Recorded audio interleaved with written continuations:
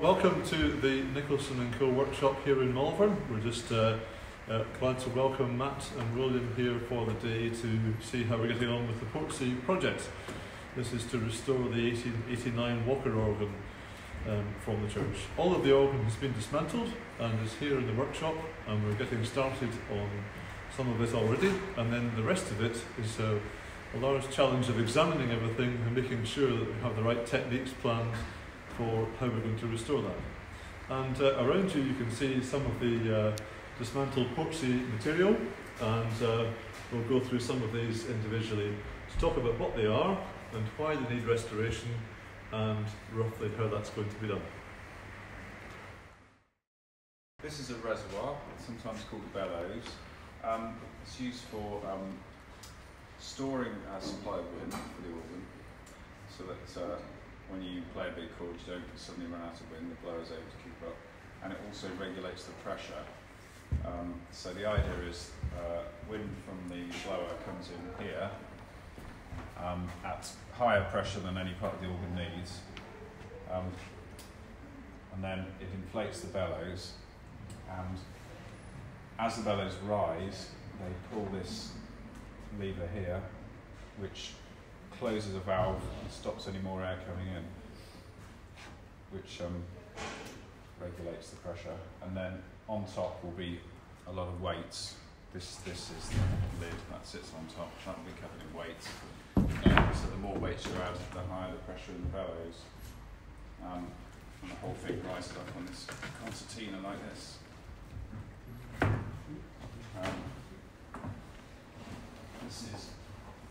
This is what we call the wind control.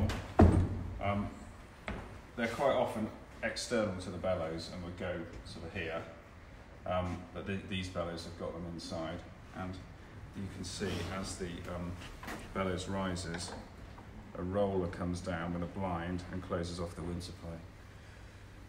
And then if there's a big demand on the organ, lots of pipes are being played, air's being drawn out of the bellows, the top slowly falls down and that opens and lets in some more wind from the blower to keep the pressure constant, whatever the demand is.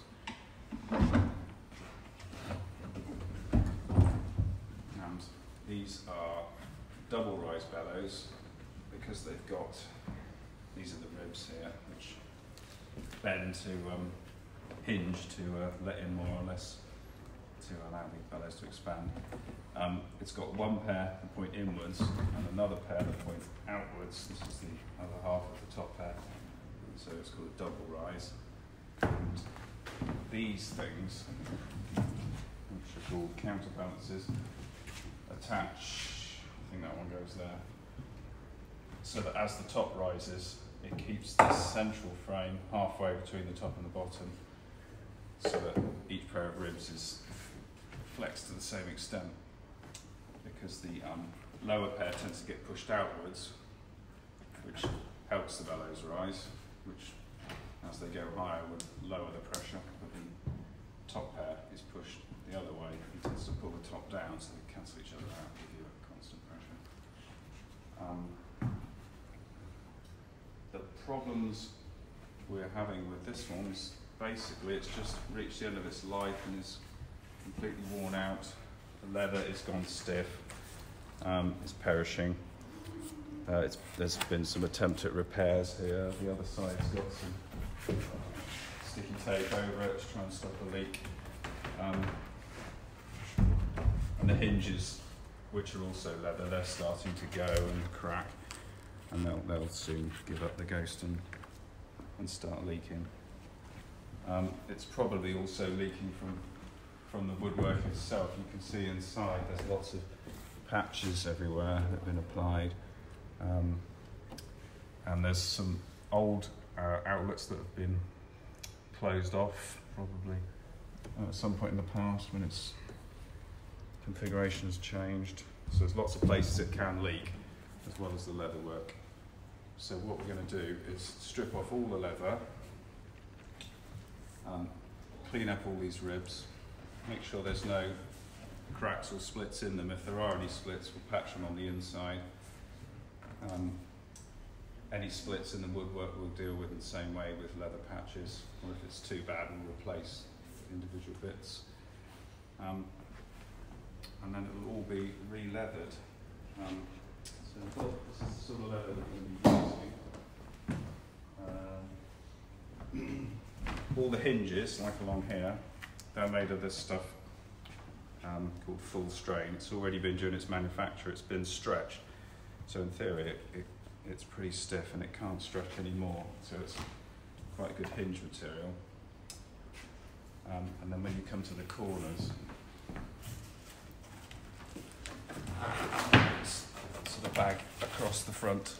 That's made of some softer stuff.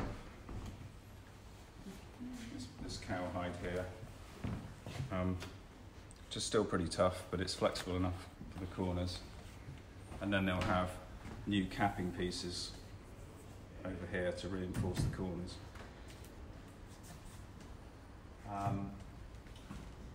And then we'll refurbish the wind control, put a new roller in it, a new cloth over the valve. Refurbish the safety valve. There's a safety valve in here. There's a pair of them on at each end. That's if something goes wrong. If this jam's open, the bellows will rise to a certain point, and then they'll pull this open and let the excess pressure out of the bottom of the bellows to stop it exploding. So they'll be refurbished. And that's it, really. This is one of the pedal soundboards, one of two. A slider soundboard. There are 14 soundboards in the organ in total. Now, what we're going to do with this, we'll refurb it. We'll take off, this is called the upper board, where the pipes sit. So every hole you see here is a pipe. Now, trapped between the upper board and the table is a slide. Now, the slide is operated when you pull on your drawer stop at the console. Now this is pulled and opens up a series of holes. So this could be your bottom C working along to your top note. Now what you have with this is sometimes the wood will swell or there's damage from water and it will trap the slide. So what can be done as a quick fix is put paper on or add paper to relieve the sticking of the slide. So what we do here, for a full refurb, we'll take that off, we'll take the slide off, we'll take the bearer off. This is a bearer, which is bearing the weight of all the pipes. So we'll strip it right down to the table. Now, unfortunately you can't see the table other than this bit here. You can't see the depth of it. It only comes down to about here, solid timber. So we'll take the bearers off, and at some point we're going to skin that flat and true. And we'll put the bearers back on, put the slides on, and skin the whole lot flat and true. Now the paper, as I said before, is just to give it a little bit of clearance so it doesn't trap the slide to the upper board. Okay, so once we stripped it all down to the table, we would enter this part now. Now these are what are called pallets. Okay, so they've got a leather top and a felt, and it's the wood valve. Okay, the felt's on there just to stop them knocking and making a horrible noise, really. Okay, so what we do, we turn it over, we'll take the bottom board off, after taking these connections off. And inside is a spring, so we'll have to take the spring out, and then we can get to the valves. We'll take the valve off, just on a little leather hinge at the back. So we'll take that off. Now these will just be washed off in hot water because it's stuck together with animal glue, Scotch glue. Okay. So once we've got that down to just the grid of the table, so this is called the grid, this area, the table, we will shoot this side too, so everything's flat and true for the pellet to reseal. Okay. So all this will be taken off. So all we're left with is the grid. Okay. We also flood inside all the grooving here, channels, with a Scotch glue. When it was first manufactured, it would have been used. They would have used Scotch glue to glue it all together. So we add extra glue just to reach generate the existing glue and seal anything up that could be cracked or unsound. Okay, so once all that's trued up and sealed, we can do all the other components, make them new best we can using new materials, and then we just put it back together and we do a test. So we put it all back together, screw all the board down nice and secure. When we screw down the upper board, we'll screw it down tight and we'll relieve the screws by a quarter of a turn. Okay, so it's not just bound right down, else maybe the side won't work. Okay, so once all that's working, we'll put it on the wind. We'll put wind into it and we'll test every single note. How we test them, we'll put a hand over it, activate the note, and we'll see if there's any runnings where wind shouldn't be coming out anywhere else. It should just come out this hole with the slides on. Okay, if that all tests through okay, that's a good job.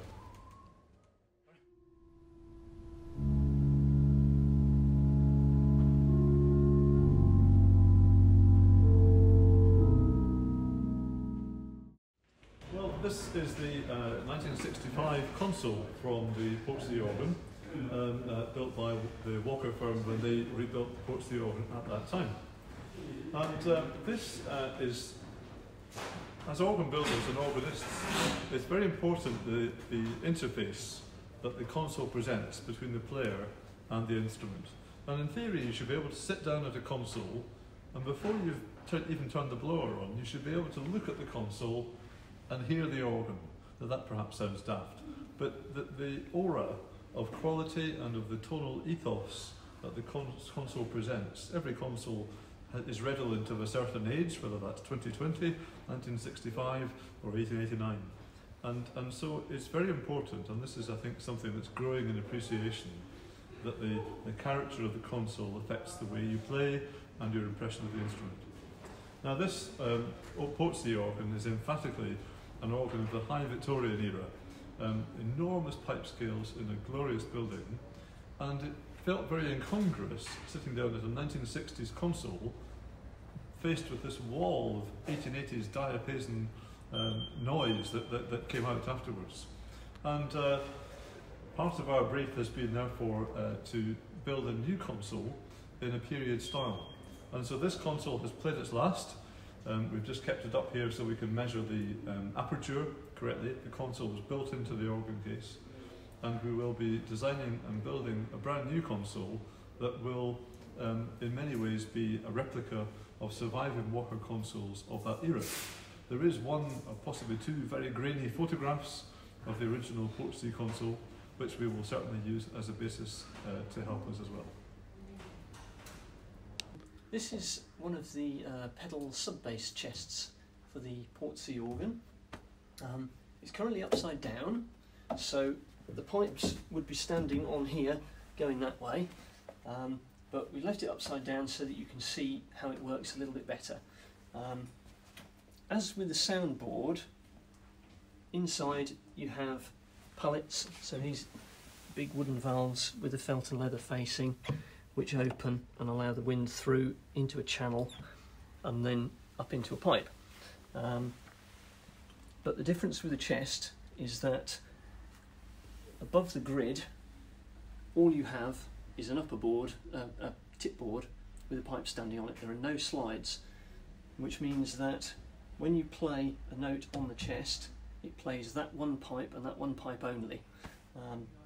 You don't have the cross-referencing that you get with the slides on the soundboard.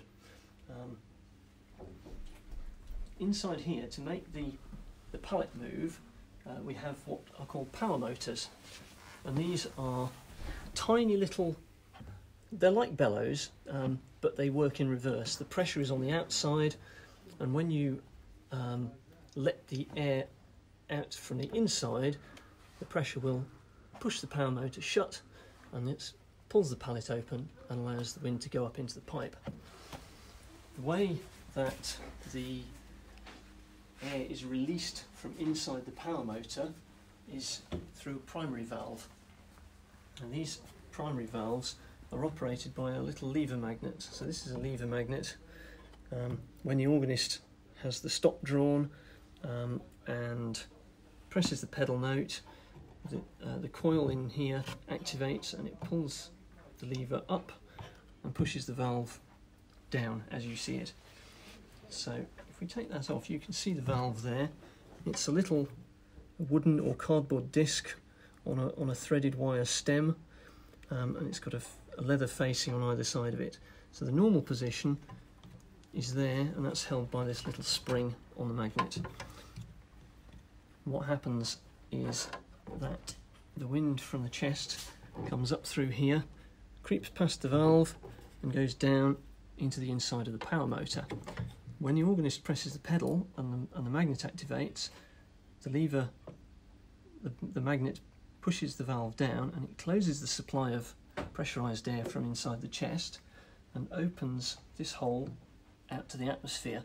So the power motor is then, the inside is then open to atmosphere, and it collapses with the wind pressure inside the chest pushing on it, and the pipe plays. To restore these chests,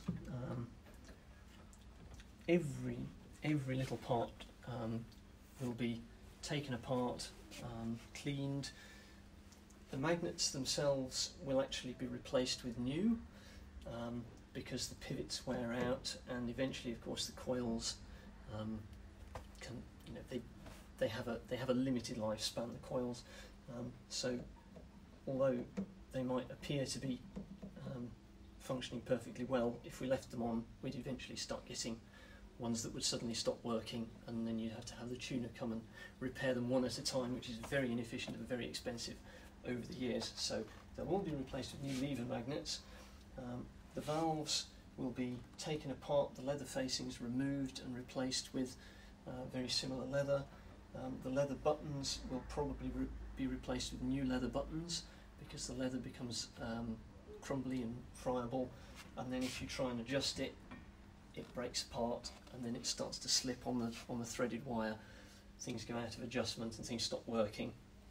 The pallets, as with the soundboard, the pallets, the felt and leather, will be washed off with hot water and replaced. The motors, the power motors themselves, again, the leather, they'll be unscrewed from where they're screwed into the bottom board. They'll be thrown in a bucket of boiling water, lifted out a couple of minutes later, and all the leather will fall off.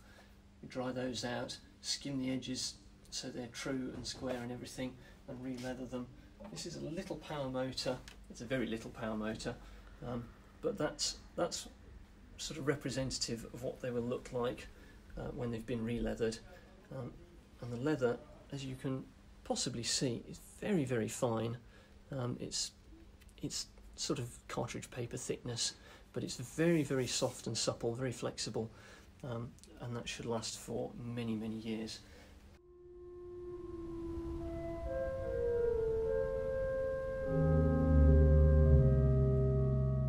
The actions in the Portsea organ for the manuals were originally of a form called barker lever, and this is where there are wooden rods joining the back of the console to the soundboards, but these are interrupted by a large machine called the barker machine, which contained lots of power motors, leather motors, which did the work really, and meant that the organist didn't have to have lots of heavy keys to press and was just sending a signal to a machine that would do all the hard work instead. Those actions were replaced in 1965 with new electro-pneumatic actions, and right in front of me here is one of the under actions, so called because they were underneath the soundboards. And you can see here in this register little wires which would have been attached to the pallets on the soundboard, and when these the keys on the console were then just electric switches, when they were pressed it would send a current to the relevant magnet, which would open a valve and collapse a power motor in here, pulling open the pallet. All sounds very good. The problem was, though, that this action only has two stages, and it has the magnet and then the power motor. And as I alluded to earlier on, there's a lot of work to do to pull open the pallet. Too much, really, for this simple form of action. And so there's been problems since this action went in. We have records, and even in the 60s, complaining that this action was slow. And that's because it was undersized, effectively, for the job. So these, rather than restoring them, these are being replaced with new actions. We did actually contemplate the possibility of reconstructing the original mechanical action. For example, that is something we're going to be doing with our colleagues from Flentrop in the organ of Manchester Town Hall. But at Portsea it was felt, because of a lack of surviving contemporary examples to copy, that that might have been a slightly unwise thing to do.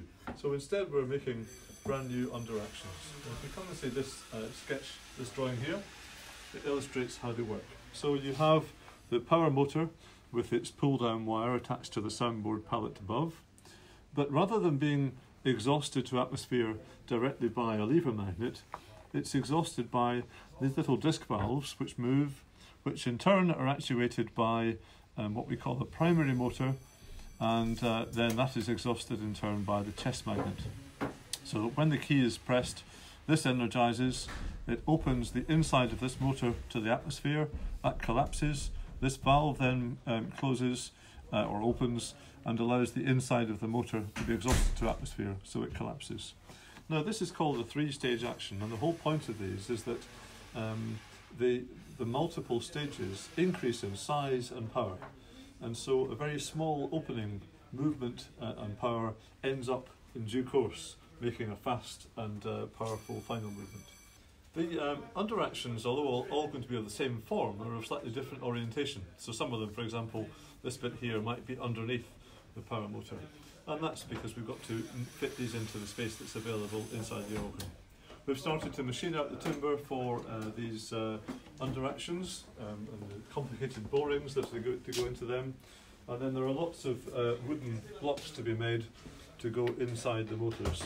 This one here is eventually going to take one of these forms and will sit on there. It's lined with paper so that in due course, if ever these have to be removed for re-leathering or restoration by our grandchildren, then they'll be able to be taken off the surrounding block without destroying them.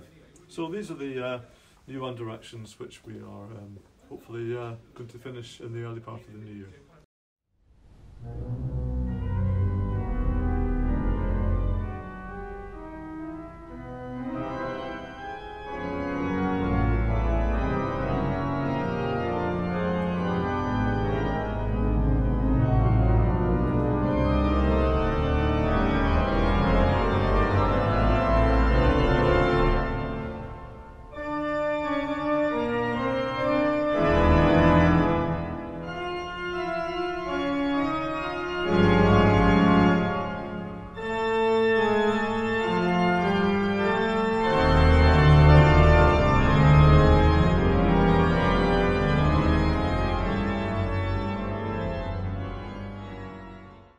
We know that from looking at the archival documents from the Walker firm, that when the organ was first conceptualised, and between that moment and the actual building of the organ, a number of modifications were made to the proposed specification of the instrument, and one or two old-fashioned ideas were jettisoned in favour of some new ideas.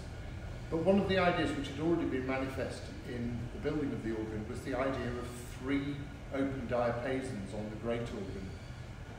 Now at the end of the 1880s this was a relatively new idea, and it was to completely change the way English organs sounded. The ensemble of the 3 diapasons together with 16-foot and 4-foot sound gave a big warm richness to these instruments, which is a characteristic of organs not only of the 1890s but going into the Edwardian period. And we can see here next to us some of these extremely large pipes. These are not only the great diapason but also the 16-foot stop, and they are of truly gargantuan scale in relation to the sorts of sizes of pipes which had been constructed only 20 or 30 years earlier in English organ building.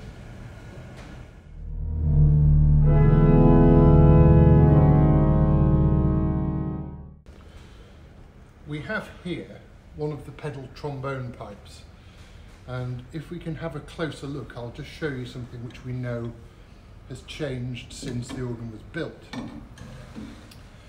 If you have a look around here, you can see a residual mark on what we call the shallot, and on the bottom end here. And originally these shallots would have been leathered with leather faces, and in the 1960s they wanted a pedal trombone sound to have a little bit more clatter to it, a little bit more presence. But in that Victorian period, at the end of the 19th century, they were still building pedal trombones with a much more integrated sound into the whole tonal structure of the organ. So this would have had a smoother, perhaps a pungent tone to the organ, but it wouldn't quite have the same tonal finish as this particular revoicing of the stop has had. So that'll be one of the things which the head voicer will be looking into in some detail, the question of re-leathering these shallots to see if the original tonality of the reed can be recovered. This is one of the pipes from the great double open diapason, and when the organ was being dismantled, I had the opportunity to look at this in a little bit more detail with James Atherton, the head voicer here at Nicholson's. And one of the things that we noticed was that these pipes are constructed in quite an unusual manner, in that the upper lip of the pipe follows the curvature of the pipe itself. And in many organs of this period and earlier, you'd find that the upper lip had flatting applied to it. So this is actually giving the organ a slightly different tone than would be generated by the flatted mouth. And in addition, they've put these very substantial ears onto the pipe, which again is quite unusual.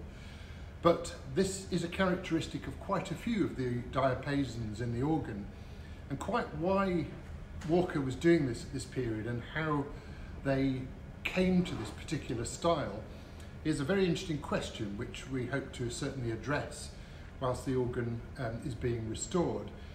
The chances are that this particular approach produces a relatively fluty sound to the diapasons, and it's a bit of a guess, but it may be that as they were enlarging the scales for the pipes and making them bigger and changing the wind pressures, they needed to find a mechanism to prevent the pipe sounding slightly uncouth, and therefore perhaps encourage them to have just a fluty edge to the tonality of the stops.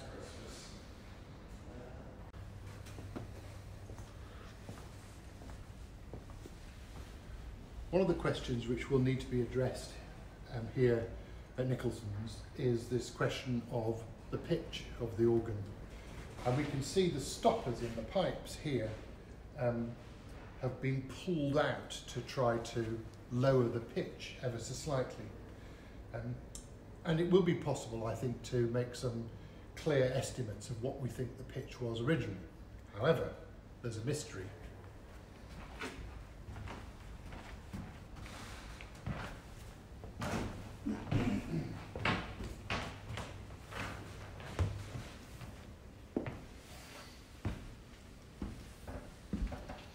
Here we are at the sub-bass 32 stopped pipes, and if you look carefully inside, you may be able to see there's a sort of tide mark where the stoppers were once placed. But unlike the other ones that we've just seen, where the stoppers were pulled out, these have been pushed in, which would of course make the pitch sharper. So why? Well, this is one of the quests that will have to be discovered and unravelled here at Nicholson's.